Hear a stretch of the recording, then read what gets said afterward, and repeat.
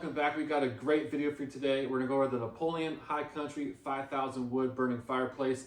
I've had several requests over the last few months to do a video on this fireplace, and today it's just nasty, it's cold, it's raining outside, and there's no better time than right now to light a fire and get warm and cozy sitting on the couch. So this video is gonna go over the operating procedures, how I light a fire, some insulation techniques that are unique to this fireplace, and then just my basic review of how much I truly do love this fireplace. And my dog Yeti, which is out of the frame right here. Yeti, come here, come here, come here, come here, come on, come here. Well, he's shy. Oh, here he comes. Come here. Come on, come here. Oh, you baby. He's gonna help us today too with the fireplace. There he is, huh? He's gonna help us too. Remember he did that video where he chewed through my cord and I repaired the end of it?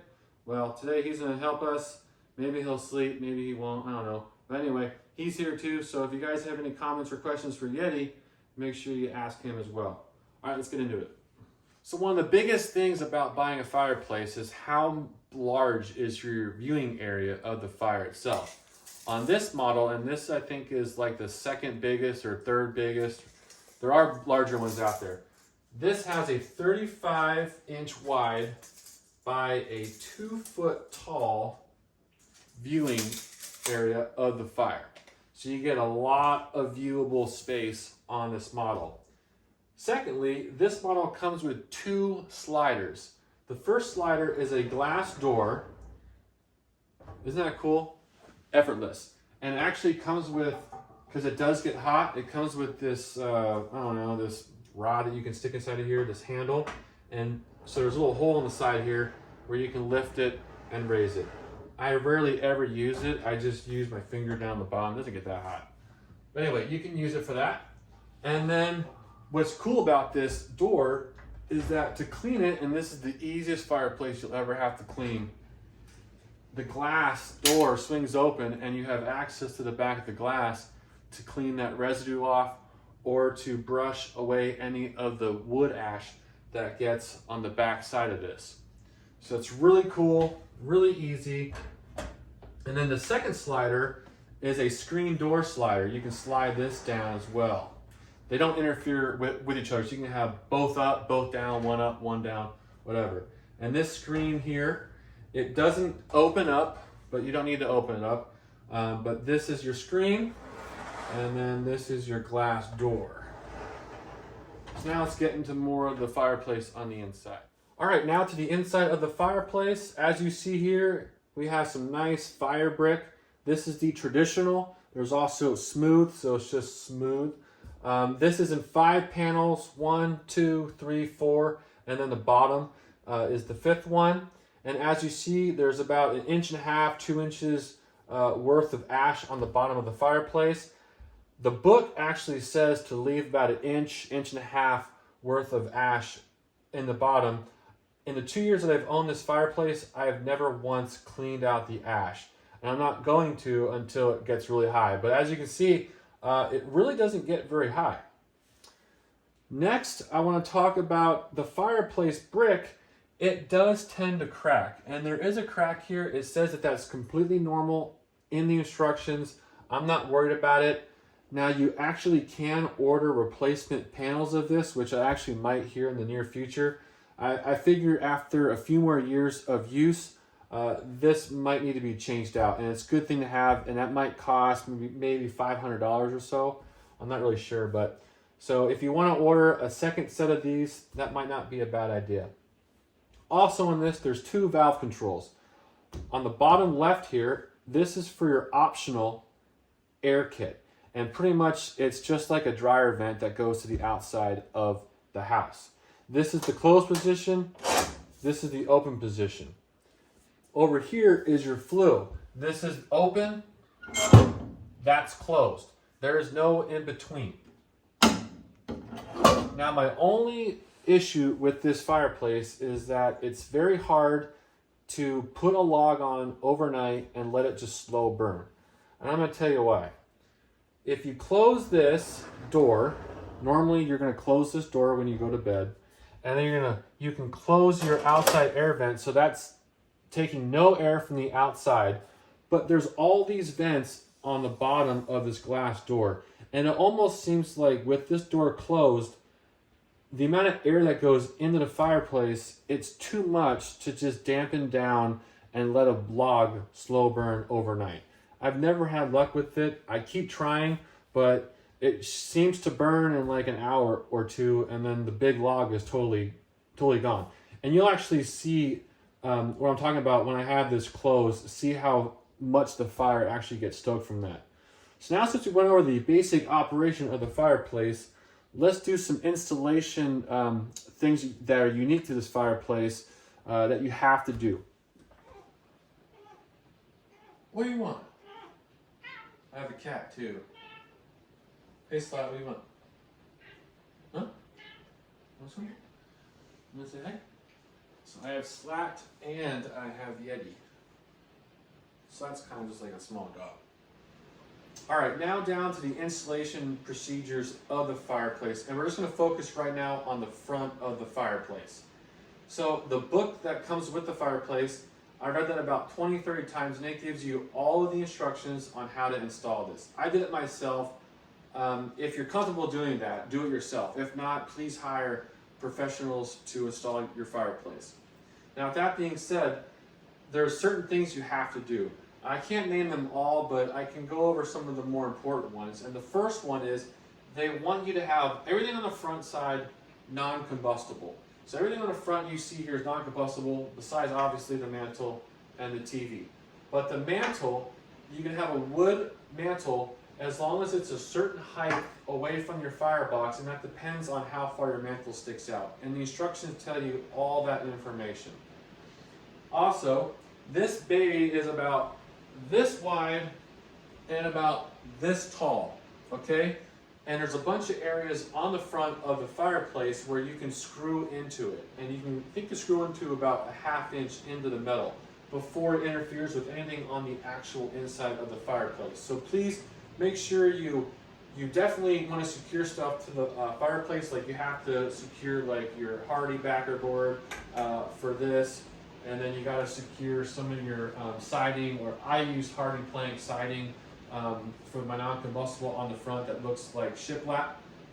So just make sure you do secure it to there as best you can. The next thing that's really important is that the fireplace comes out to about here, and then there's a certain distance you have to have for a non-combustible. So you can either do wood support structure or metal. I chose to do wood.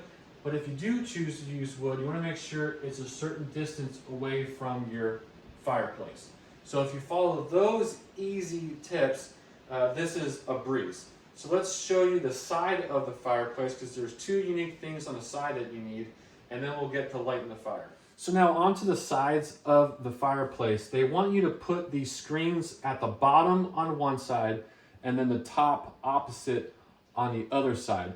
And this is to allow cool air from the bottom of your room to flow into the enclosure around the outside of your fireplace and then out the top. And that just helps cool the inside area of your fireplace. Because as you can imagine, that fireplace is getting pretty hot on the inside of whatever enclosure you have it built around.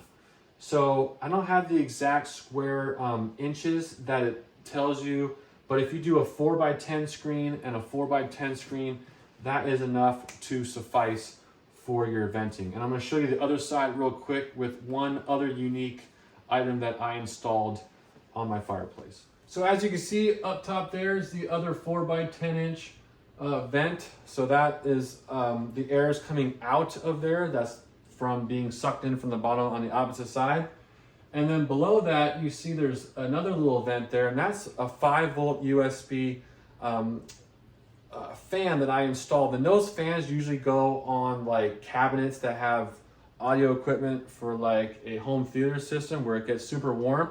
So that comes with a thermometer or a temperature gauge that is on the inside of my enclosure in here. So when it gets to 85 degrees, that fan pops on automatically, and that helps the airflow through the enclosure, and it also adds a lot more heat to the room that the fireplace is in. And then these doors, just to show you real quick, I just have shelves in here, and you can do this as long as the combustible material is that certain distance away from the actual fireplace on the inside.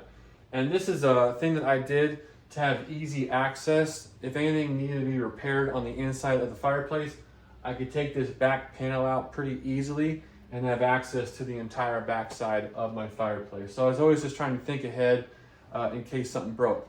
So since we got most of that done, that's pretty much it. Let's light the fire off, and then we'll go over a little bit of that, and then we're done. All right, so how I light this fireplace off is pretty easy. Everyone has their own technique, but this works pretty well for me. I like to save my paper towel rolls or my toilet paper rolls.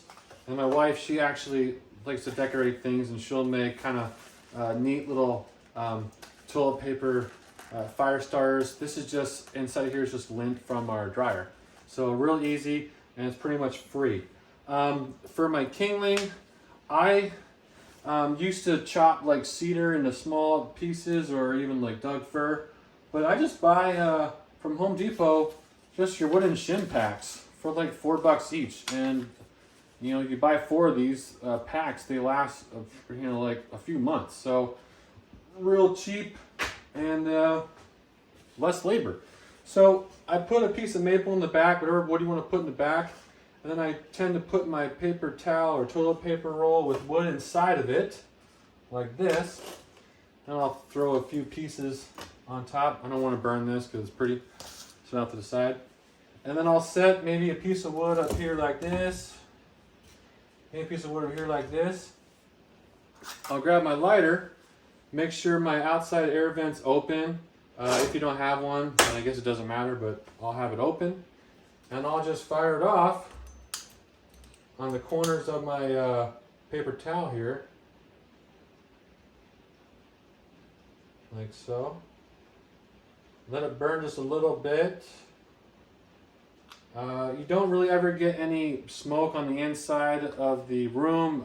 I don't have to like, you know, charge it with putting fire up here like I used to. I just kind of do this deal right here.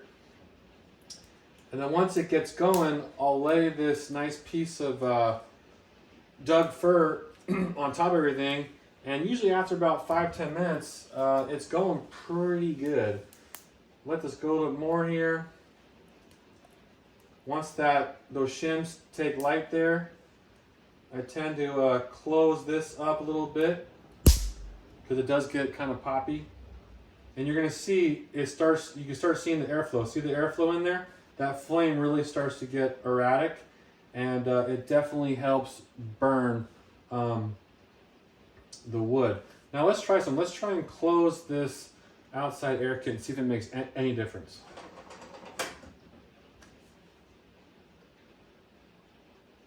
Not seeing much of a difference at all. So really, it is optional. I would still put it in just so it's more complete. But if you don't put it in, then I guess don't worry about it. But I'll leave it open and on. So now it's going kind of good now. So now I'll take my piece of fir on there. Just kind of stick it like this. Close it back up again. And I'll let that go for about 5-10 minutes and then let it all catch on fire. And then we'll do one last little segment with how it looks with it all burning. And then that's it.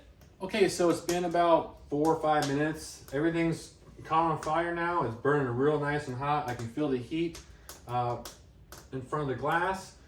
I usually have the glass up when it's burning, but I usually wait till a little bit later on when it's done popping, because right now, you know, stuff could pop out and possibly get on my ottoman or whatever. So you can put the screen down, and with the screen down, it's about half as much, you can feel about half as much heat versus it being wide open. The screen does block some of the heat. So as you can see, it burns really good. Love this fireplace. This is the best thing I've ever done in my house. I mean, hands down, this makes it all the more enjoyable to be in your house on a rainy night like it is tonight. Couple more quick things. On the sides of these fire panels, there's little knockout holes that you can knock out, and I think you can put gas into the fireplace. So it's ready for that. And also log size. You can put an 18-inch long piece of wood at the very back because it is shaped like a trapezoid. And then right behind those two metal guides or pieces, that's about 24 inches. So 24 inches is pretty much your max log size for your fireplace. Anyway, that's the video. Ask me any questions you want to on this fireplace. I might have more knowledge than other people because I did install this, so I have more of a background knowledge on that. Yeti, you waking up? He's saying hi. And then please like the channel. It's a free way to promote my channel. Also subscriptions, that's also free. I really do appreciate it. But I hope you enjoyed the video, and until next time, take it easy.